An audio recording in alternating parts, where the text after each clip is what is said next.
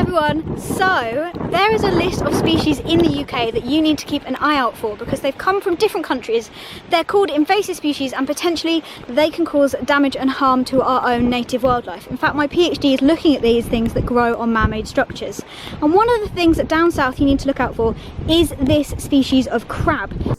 In today's video, I'm going to tell you how you guys as rock poolers can help solve this problem and help track the spread of marine invasive species. So stay tuned. Hi everyone, my name's Elizabeth, I'm a marine biologist, and every single week I bring you a ton of marine related content. We go out rock pooling, we go adventuring, or we stay in and I paint the species are telling you an absolute ton of weird and wonderful facts. So if that sounds like your cup of tea, then make sure to subscribe below to not miss out on all of the content. Today's video, we're going to be talking about an alien invasive species. I'm going to tell you a bit about what alien invasive species are, why these species might be a problem, and how you can help if, when you're rock pooling, you find one.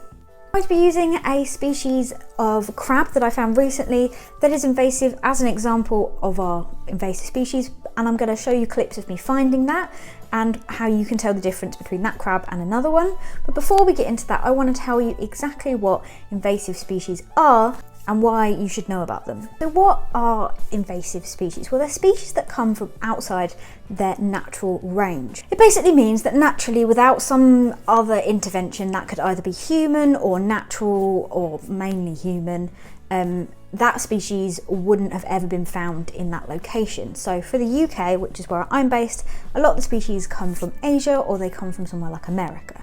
Lots of ways that these species can get around and can kind of jump between countries, but the main way that they do it is shipping. So for a lot of species that grow on things, like the things that grow on rock pools, like barnacles and seaweeds, they kind of get transported on the bottom of ship hulls. And for things that like to move around a lot, sometimes they can be found in ballast waters, or they can also be found kind of clinging onto the bottom of ships as well. I actually study these type of species as part of my PhD, the ones that grow on different surfaces, but today we are talking about a species that is more mobile. And the reason that we should study them, that we should note where they are, and we should, I'm making this video to show you guys that you should be aware of these species, is because they can actually pose a threat to our native species. That's because these species are new to the area, and often to be able to travel around the world, they're really hardy species. They're species that can live in a lot of different environments. They can live in low salinity or really salty water, or they can live in high and low temperatures. They're not fussy animals to be able to have traveled around the world and found a new location to live in. And in that environment that they're going into, there's not a place for them. The species around them haven't evolved to grow up with them as a predator. They've not evolved to grow with them or near them or have that in. They are a new, completely new type of species in that environment. As such, they often cause a bit of havoc. They can either be better at eating the food that our native species eats, and that means that they compete with our native species, and potentially native species can suffer in that way. They can directly predate on native species. There are many ways that a species, an alien species, a non-native species can actually impact our native marine environment, and when they do impact our marine environment, they are classed as invasive. So it swaps to an invasive species rather than a non-native. But that's just terminology. But the reason I'm telling you about this is because for that reason it is very important that we know where these species are, and we try and reduce the spread of the species and try and stop them from having that impact as soon as possible. Now, the main way we're doing that at the moment is we have really good monitoring set up. Institutes like the Marine Biology Association and the Natural History Museum and many others are keeping an eye on where these species are. They're regularly surveying things like harbours, because if they're coming on ships, then harbours are going to be one of the main places that they're found, and natural shores around those areas, to make sure that we know where the species are to stop the spread. This research and data as well kind of all feeds into, as well as the government agencies like the Environment Agency and DEFRA, all kind of feed into the legislation and the legal things behind how we best mitigate this, best stop this, and best kind of move forward with it. This gets put into a long document, which as an invasive species scientist, I read.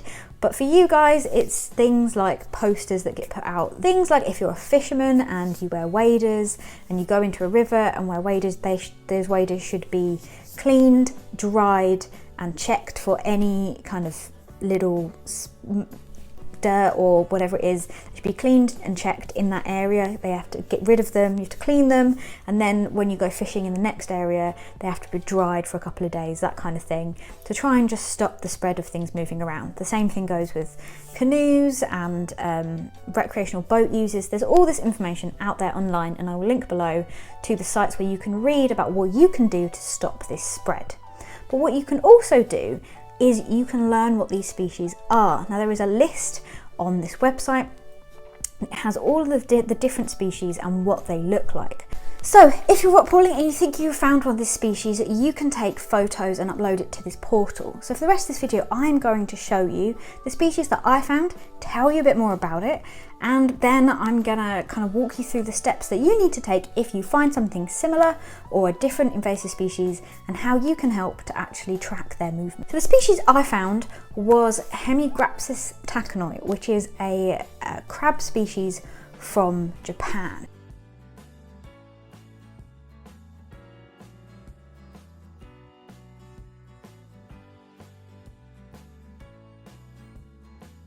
And it looks very different to the common shore crab, and so is one of the easier species to kind of ID between. You can tell it's not the common shore crab because it is very much a squarer crab compared to the common shore crab's much more like triangle shape.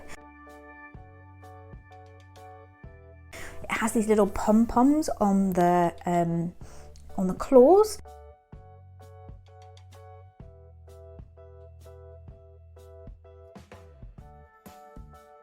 Which the common shore crab doesn't have on its claws, but just generally by looking at it, you can kind of tell that the crab doesn't look like it's from here. It's so different to the common shore crab that even if it's scuttling along, which is how I saw this one, that you can just kind of tell there's something different about it.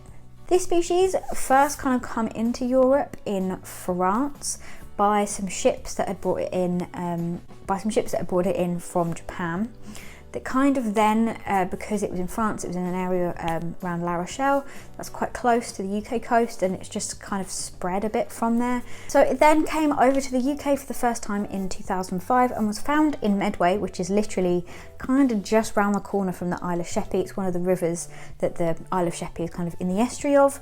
And it likes this location because this is a species that can cope with lower salinities, so being found in the estuaries of rivers doesn't matter to it so much, and it likes to be sheltered, which is why I found this species on kind of an oyster bed rather than the sandy shore, because in oyster reefs they can find a bit more shelter. It's not surprising that they're also found on the Isle of Sheppey, because I imagine that there's still quite a lot of freshwater output from the Thames and the River Medway, meaning that some of the species that need full salinity to live don't live there, and that this species, who doesn't really matter about salinity and how salty the water is, can also be found there.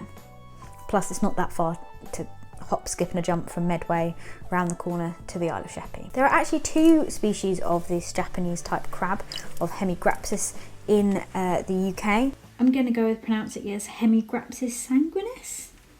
And the one that you can tell the difference between this one and the other one is that this has spots on its claws, whereas the other one has much more stripier pattern on it.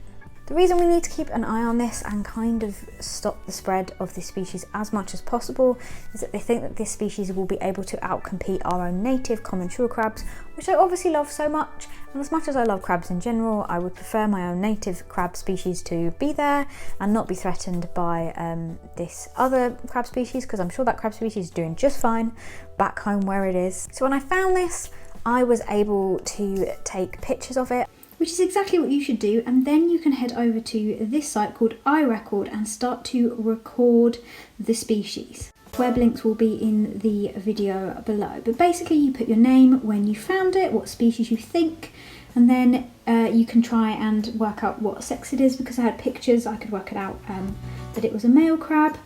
And then you can also get help who it was identified by. I sent these pictures off to Christine Wood, who is a member of the Marine Biology Association, because I know them over there and just wanted to double check. So I put in that she had confirmed what I thought, that this was the invasive crab.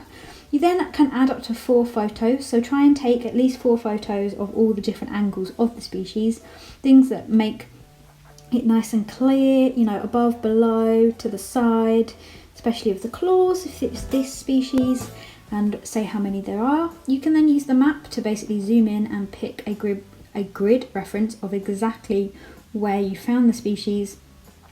At this point I found it at Barton's Point on the Isle of Sheppey, and you kind of click exactly where you kind of think you found it, which is a bit difficult when the tide's in and you kind of found it offshore slightly, but you know, just give it your best guess.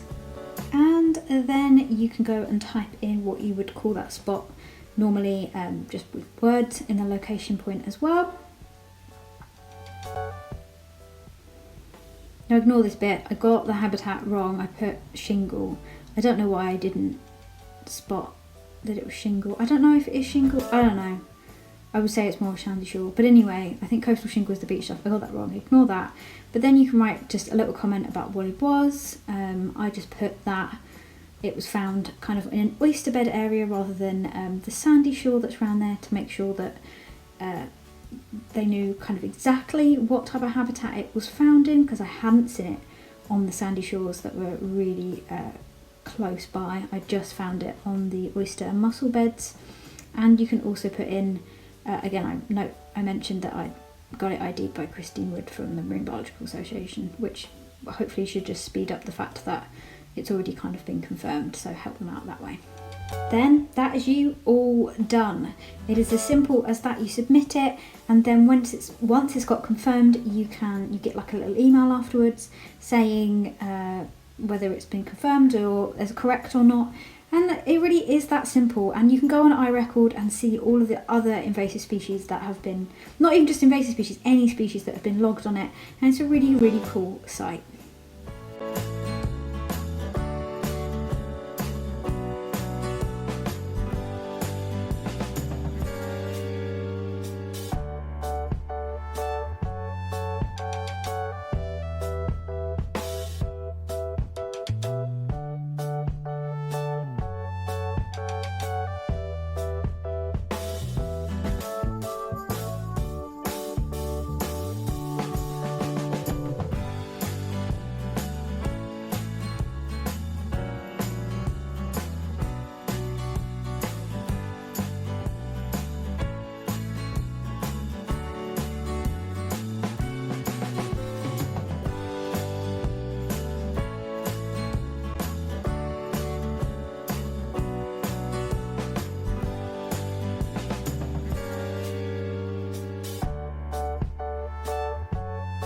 If this is something of interest to you and you want me to kind of walk through the other marine invasive species that you can find in the UK, how to ID them, and just a bit more about all that information, then let me know, and that is something that I can try and put together for you guys. There are also great resources on the MBA website and some stuff in the Natural History Museum, so I will link all that below if you want to go and educate yourself further on, you know, marine invasive species. And it's you guys, you are the rock poolers. You will be able to help us track and keep and just keep an eye on all these species, because you're the ones out there every day and you're going to notice if something changes, if there's a new species, and uploading to the portal is the best way to do that, because then we as scientists can look at that data, confirm it and access it, and use that to kind of inform our decisions of how best to tackle this problem. That's it for today's video. I hope you liked it. Let me know what more videos you'd like to see. I'm always active in the comments below, so type away and let's start a conversation. And if not, I will see you back here next week for another video. Bye everyone.